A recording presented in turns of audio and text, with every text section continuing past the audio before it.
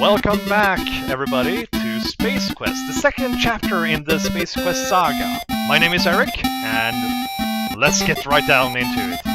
This is Chapter 2.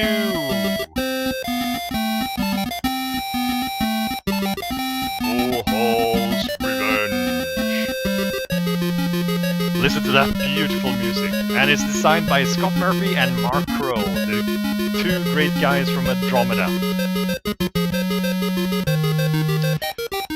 They are actually in... I hope you guys can hear me, it's kind of loud. The two guys actually have reunited again and they are making a new game. Oh, sorry. As you will recall in our last chapter, you had just foiled the Sarian's fiendish plot to rule the galaxy by using the Star Generator as a weapon of destruction. You became a hero by saving countless lives and returning the Star Generator technology into safe hands. Well, we kinda didn't in the last chapter. Life was beautiful. But heroes come and go, and people soon forget. You celebrated hero-dom, slowly fades, leaving you, once again, a janitor. The promotion to head janitor was no consolation, especially since you are the only member of the janitorial staff. Nor was the transfer to Orbital Station 4. Sweating like a pork beast in a pressure suit while relocating space debris in zero gravity just wasn't your idea of a good time. Life sucks. Again. And here's Orbital Station 4. Place, Xenon Orbital Station 4.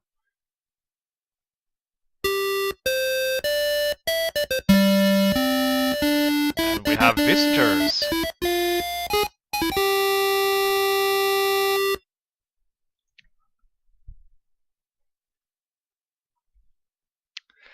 Yeah. So what I was saying is that the two guys have finally reunited again after many years. They have reconciled and they are now working on a new game. I didn't know about this until quite recently. It's in the works. I think it was something called something something. It's going to be a spiritual sequel to Space Quest. It's not going to be Space Quest itself. But I'm still looking forward to it because those two guys, they are geniuses when it comes to these kind of games. It's a lot of parodies. Now, we need to find a name for our character, and as far as I remember, if you leave it blank, it would be the standard character name. You could write your own name and become the main character of the game. But since we know who the character is nowadays, he's going to be called Roger Wilco. Yeah, and the mouse is freaking enormous. Orbital Station 4 is one of many orbiting Xenon, your home planet. It is a transfer point for travelers seeking transportation to the various planets in the Aeon system. As we begin this chapter of our story, we find you, Roger Wilco, ace janitor, doing what you do best. Well, that is what a janitor does, cleaning shit up.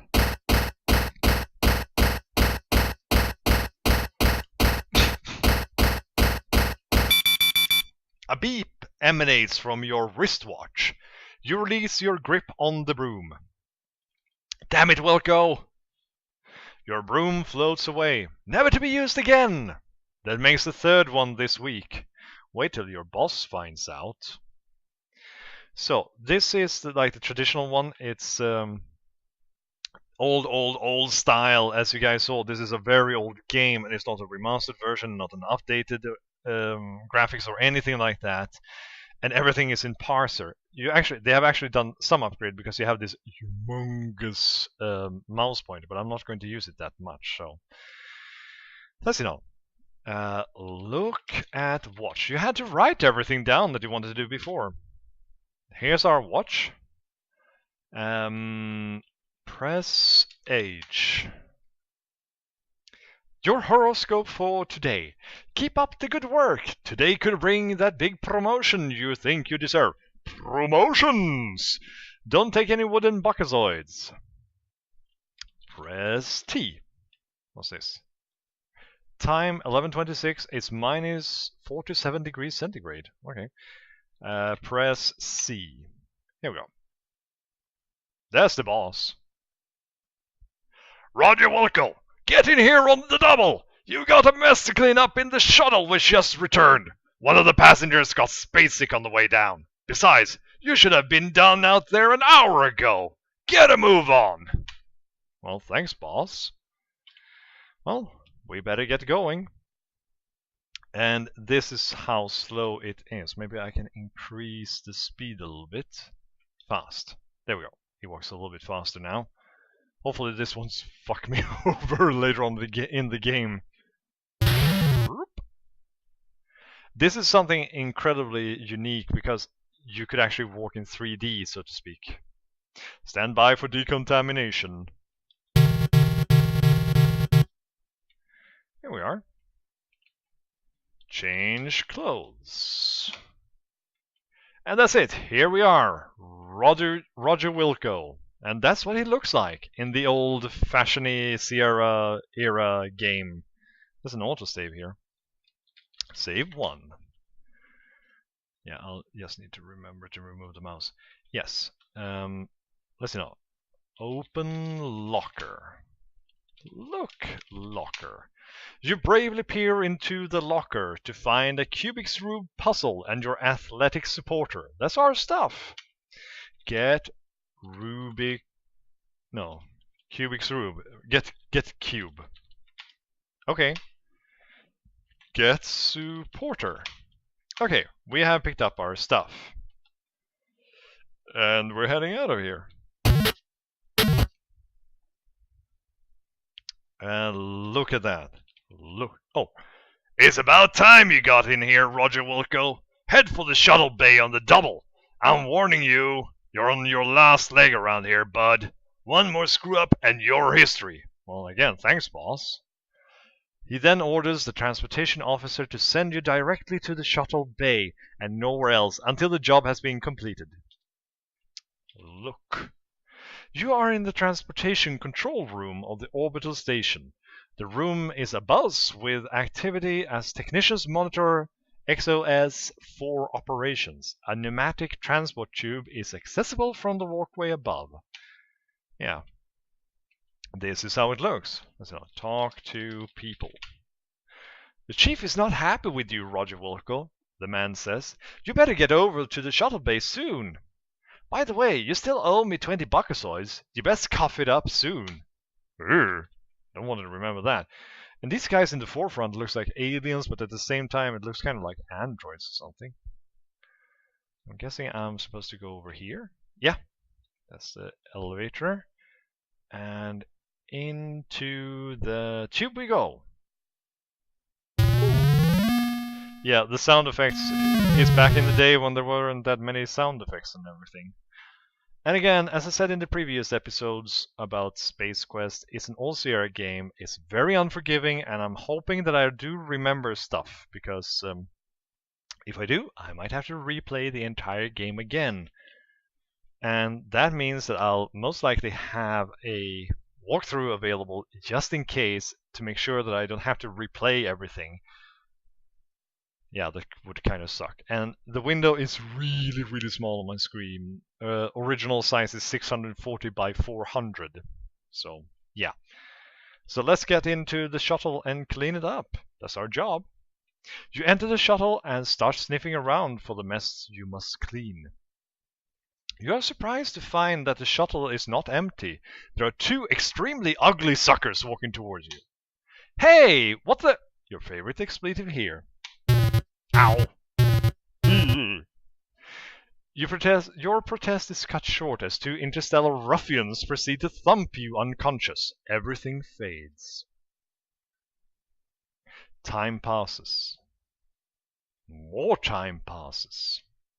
A strange dream turns into the realization that you are being shaken and talked to by a voice unfamiliar to you. A dull ache triggers a distant memory of a scuffle in which you were the focal point. Upon awakening from your forced rest, it becomes quite apparent that you aren't in Xenon anymore. You find that you are being held upright and under physical restraint from both sides by, you guess, the galactic goons you met on the shuttle. Oh, sorry about that. I accidentally... As the eyes dial into focus, you make out the oddly disfigured being seated before you. Oh my god. I always believed that this guy sounded like Brian Blessed. Gordon's alive! A sagging mass of flesh that appears to have been human at one time, tubes and wires extended to his body, leading to machines which keep him alive. Suddenly, his visage stirs and he begins to speak. Let's see if I can do an impression of Brian Blessed. I'm probably not going to do well.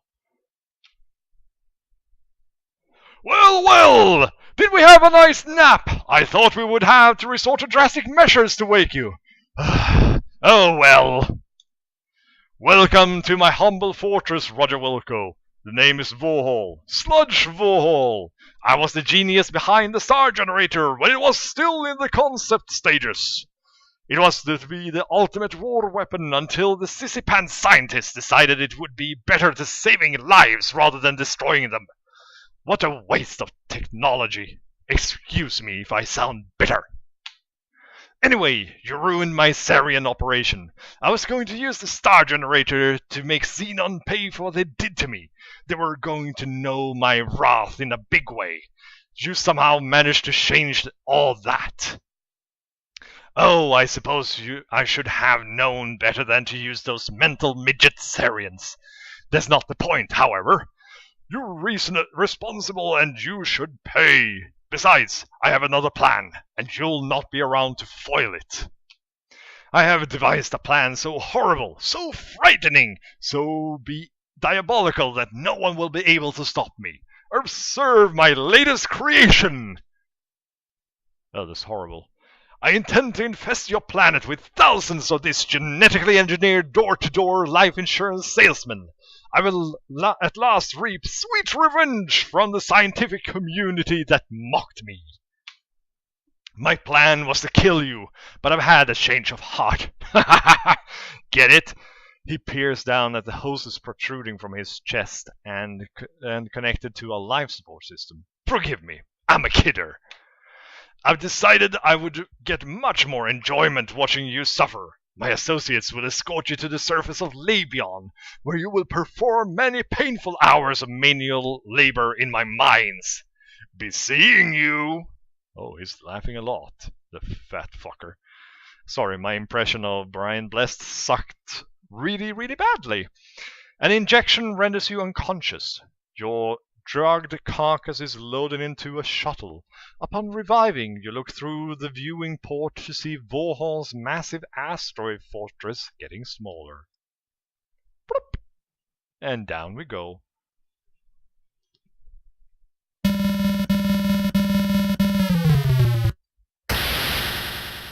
After touching down on the giant landing platform, you are ushered onto a hovercraft waiting to transport you to the mining site. Utter despair sets in. And I believe those are apes. Look at that! Here I am, prisoner, going to get killed. Are we going to continue flying forever or what? Uh-oh. Uh-oh. Oh, great. I suppose we're out of fuel.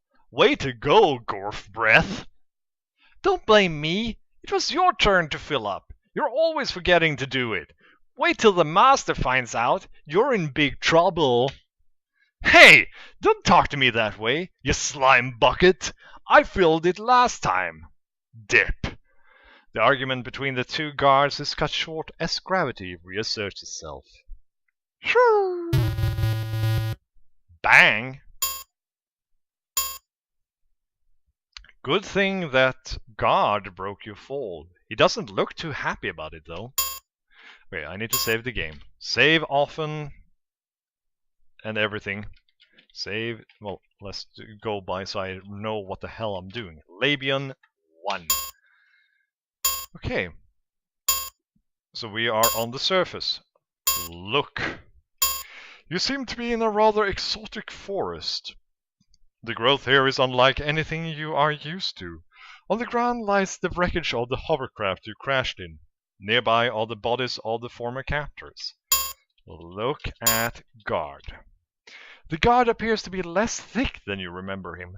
Many of his formerly contained body fluids seems to be at large. Ugh. Search guard. You search the grotesque body and find a small, thin magnetic card. It looks like a key card. You seem to recall seeing one somewhere in the past. Get key card. Okay. This is an annoying sound.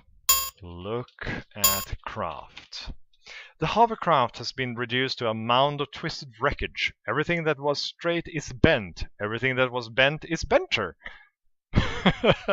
This appears to be no salvageable parts. Search guard. You search the grotesque body and find nothing.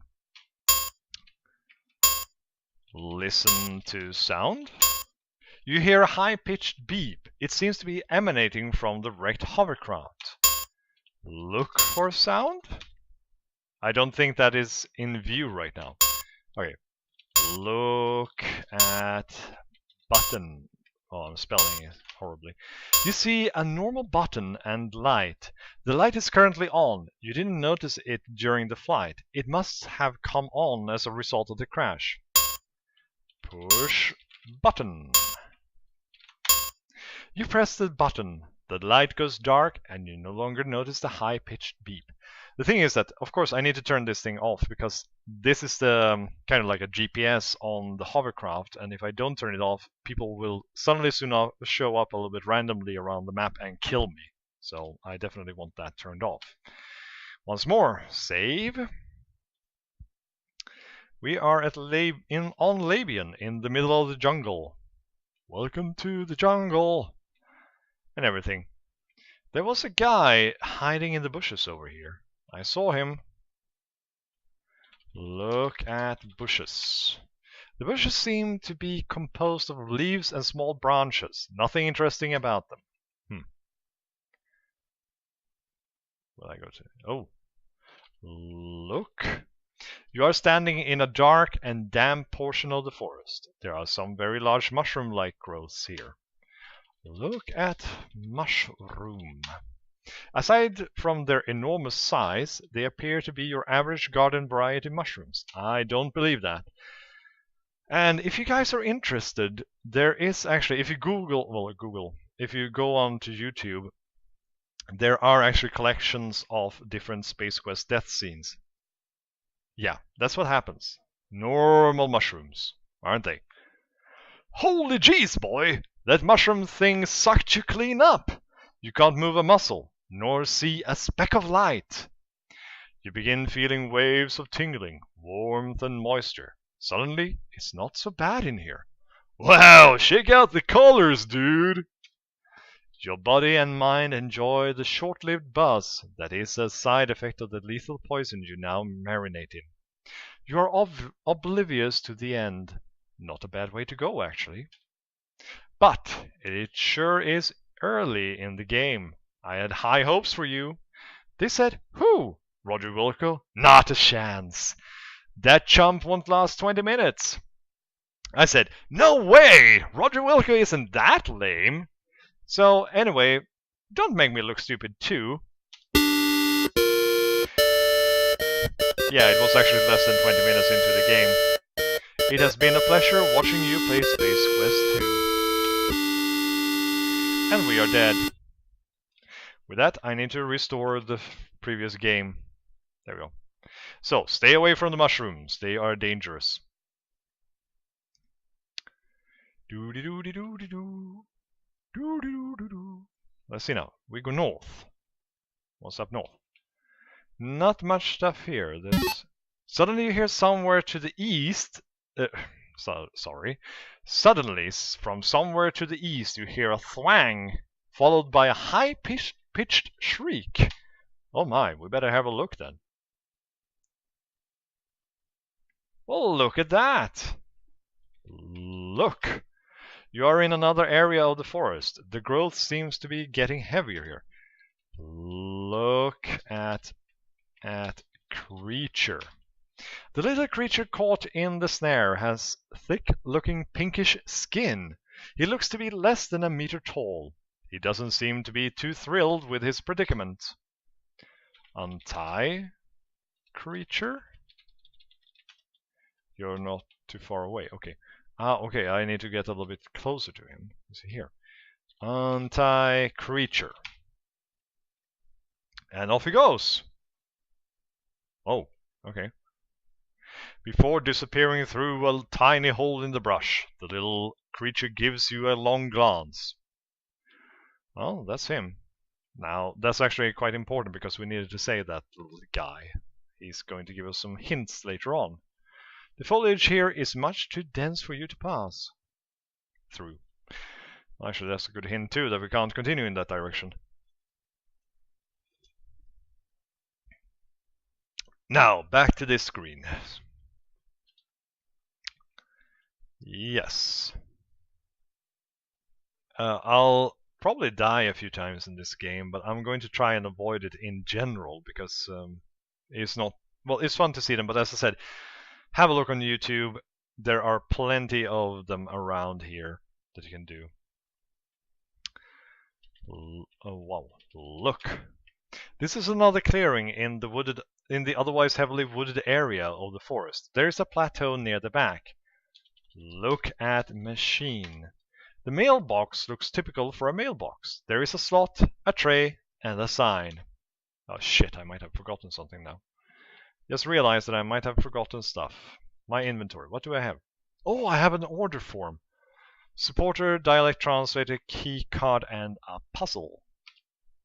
Look, order form. This is an order form you removed from a magazine for a free Labian terror beast mating whistle. It's ready to be mailed. Okay. And this is actually going to be a plot point in the third game. Look at translator. The dialect translator is a small device. It is on. Good to know. What else was in our inventory? Supporter and a keycard. Yeah, we know what those things are. Send form. Use form with mailbox. Use... What was it called? Order form. Use order form. Would you like to do with that? How would you like to do it? Put order form in mailbox. You drop the order form into the mailbox. The mailbox hums and buzzes for a while. Then an object of some sort drops into the tray at the base of the box. The machine goes silent. Look at mailbox. The mailbox looks to be there's a salt and train and a sign. Read sign, by the way. The sign says Radical Express. When it totally, no doubt for sure, has to be there a while previously. Get object. Okay. Look at whistle. That's the thing we ordered, so. The whistle is usual looking. Use whistle. So that's what the mating call sounds like. Great, we got the whistle. And we continue walking and walking and walking. I mean, this is kind of, back in the day, this is actually state-of-the-art graphics for the game. So this was considered beautiful in the old days. And kind of, you hear something. It sounds not unlike the hovercraft you wrecked in. Maybe I should hide. Can I have... Oh shit! He got me! Fuck! Drats! Vohaul's troops have tracked you down and passed sentence for your escape. Tough luck, eh? God damn it. I died. Way to go, Wingnut! Once again, you've demonstrated your inability to sustain life. You quickly glance around the room to see if anyone saw you blow it. Thank you for playing Space Quest 2, Roger Wilco. You've been swell to watch. Have a nice day. Yeah, it's me and you guys. All of you guys actually saw me fuck that up. Yeah, I have to restore. And luckily, it actually has an autosave system. Yeah. Get whistle. Okay. And as you can see, we're actually getting score points for doing stuff. And hopefully, we'll be able to get up to 250 points. Hopefully we'll also survive all the way to the end, because it's a bit of a bitch and a half to survive it, as far as I remember. I just hope, and we'll see. I might actually have a really frustrated gaming moment there. Yep, that's the hovercraft coming, and we're running away. Great, we're in here now. So, new save. More Labion, Labion, Labion. There are some spore thingies here, and I think we need that. Look at floor. The ground looks like everywhere else, with the exception of some growths which looks like spores or pods. Look at pods. The spores are light blue and bulb-shaped. They seem to be loosely attached to the ground. Pick up bulb. Okay, pick up pod. You take possession of one of the spores, being careful not to mistakenly break it open. Thank you. Look at pod. It does not seem to be in your sight. Just to make sure. Spore. It's called spore. Look at spore. There you go. This is one of the unopened spores. And the thing is that I want to be careful and not walk into those, because it's a paralytic and you will actually suffocate if you breathe it in. Not a good thing to do. And look at that. Look at creature. You can see a little guy across the clearing picking some sort of berries from a bush. Look, you are in another clearing in the forest. This one seems to be occupied by a type of growth you are not familiar with. Look at growth. That's how you spell it. It appears to be some kind of overdeveloped root. There is a pulsating growth near the middle which is connected to several meters of root-like appendages. And whoa, he went. Look at berries. They look like ordinary berries from here. Okay, once more, need to save. Labion 2. Because this is a bit of a tricky part of the game, because I might actually die here. This is a bit of a maze, because... Oop, have to be careful. Damn, that's what happens if you're not careful. Damn it. Good! You've succeeded in establishing contact with one of this planet's life forms, and it looks like you'll get to examine it up close and personal. The giant root-looking thing is giving you a guided tour of its digestive system. What you experience next is too horrible to describe. Let's just say that you die as a result. You are dead. Trust me. It may please you to know that, during the night, you didn't digest well. For a while, gastric distress made it extremely unpopular with the other root monsters. Way to go, Wingnut! Once again, you've demonstrated your inability to sustain life. You quickly glance around the room to see if anyone saw you blow it. Yeah, thank you for playing Space Quest 2, Roger Wilco. You've been swell to watch. Have a nice day. And with that, I'm actually finishing this episode. So, thanks so much for watching, and if you like what you saw, press that like button and do leave a comment for me. I love reading comments. And for now, I'm signing off from the Space Quest, and I'll see you guys later.